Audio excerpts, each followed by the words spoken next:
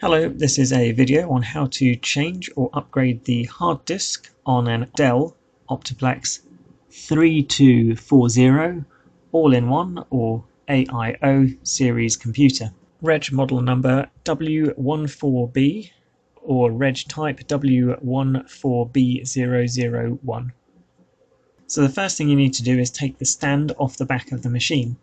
Then, ideally, use a spudger or a plectrum or something similar with a large edge to pry open the case.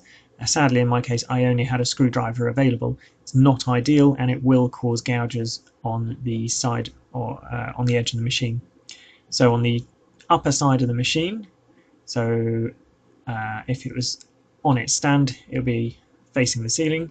You want to go along between the or down the seam basically of the machine and unclip all of the clips. As I say, it's quite brutal in the video. If I had a spudger with me, I would have used that. Then do the same down the edge of the machine and the other edge near the CD drive.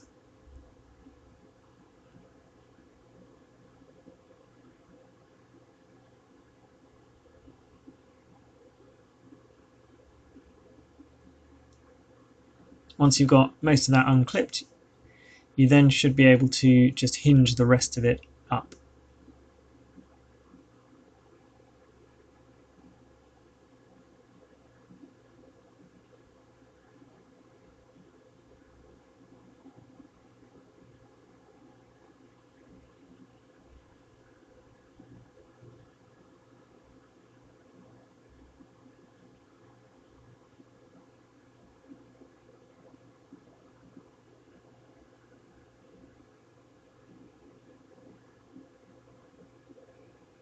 And that's the cover of the machine off.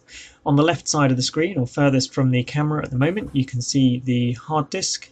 That just pushes down on the blue clip and slides out. So get your SSD or replacement hard disk and just gently pull the plastic clip out and take the hard disk off and replace your new drive in exactly the same orientation in the same clips.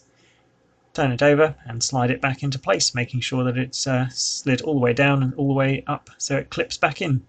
And when you put the lid back on, just be careful at the top edge of the computer. Definitely look at the clips as you're pushing it down. It's very easy to get the clips on the wrong side of the inside of the computer, and if you press too hard while not looking at it, you can bend those clips and potentially break them off.